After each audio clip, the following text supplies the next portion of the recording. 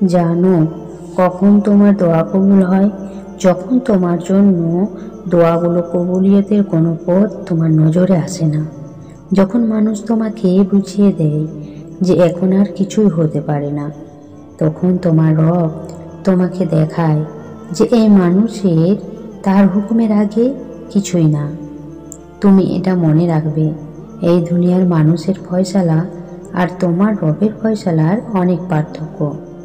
আল্লাহ হল এই দুনিয়ার সৃষ্টিকর্তা।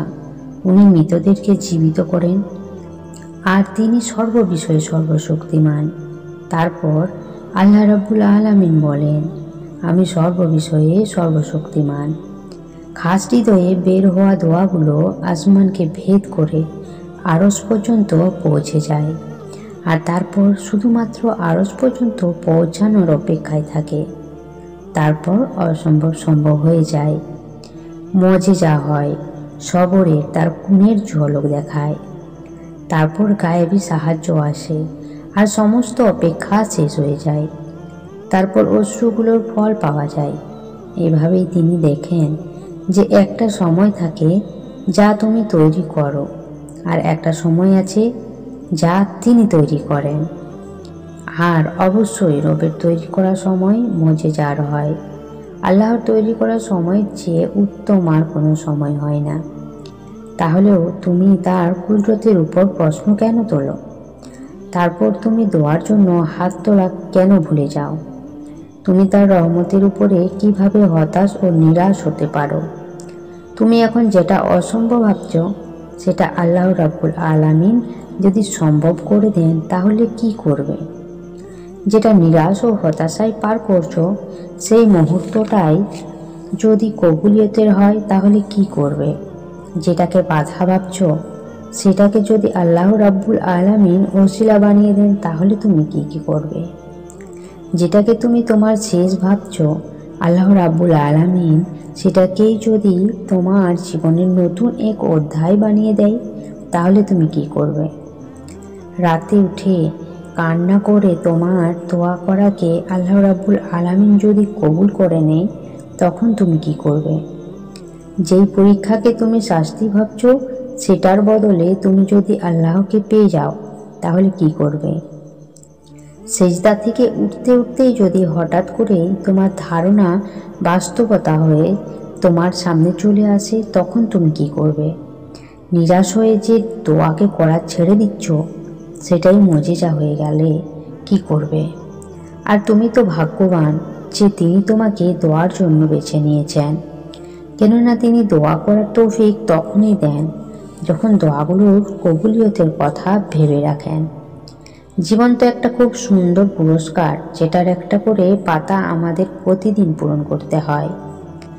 জীবনে কোনো দিন খুশিতে কাটে, আবার কোনো দিন দুঃখে কাটে, আবার ভুল বোঝা ও ঘৃণা ও ভালোবাসায় কাটে। এইগুলো নিয়েই আমাদের জীবনের প্রতিটা অধ্যায় পার করতে হয়। আর তার মাঝেই আমরা ভুল করে ফেলি, যেখানে আমাদের খুশির জায়গায় শুকরিয়া করতে হতো, যেখানে আমাদেরকে কষ্টের জায়গায় সবর করতে হতো, কিন্তু আমরা সেখানে কিছুই করিনি। অনেক ভুল যেখানে হয় যখন আমরা জায়গা খালি না ছেড়ে নিজের মতো করে জবাব লিখি, আর আমাদের অনুভবও হয় না এই অনুভূতি যা আমাদের ভিতরে গুমড়ে থাকে।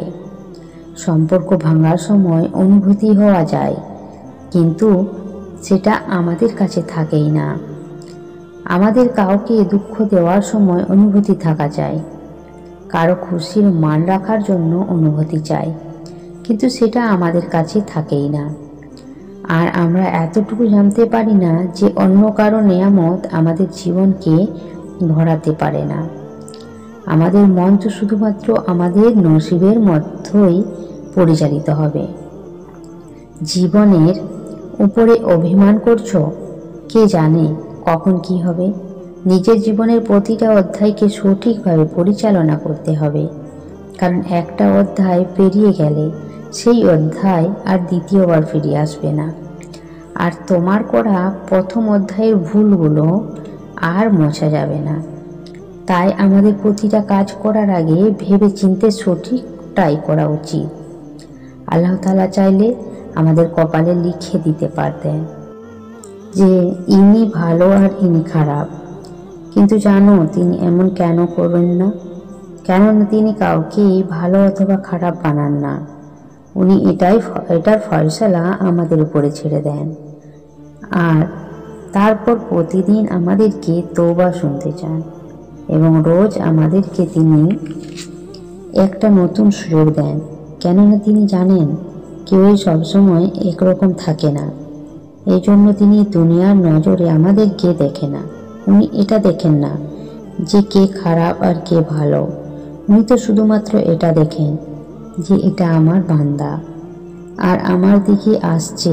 জীবন থেকে একটা শিক্ষা আমি এমন পেয়েছি যে যখন আমরা সমস্যাকে আল্লাহর কাছে তুলে ধরি, সেই রব এমন জায়গা থেকে সাহায্য করেন যে মানুষ অবাক হয়ে ভাবে যে এ আল্লাহ, আমার সবরের এত ভালো ফল।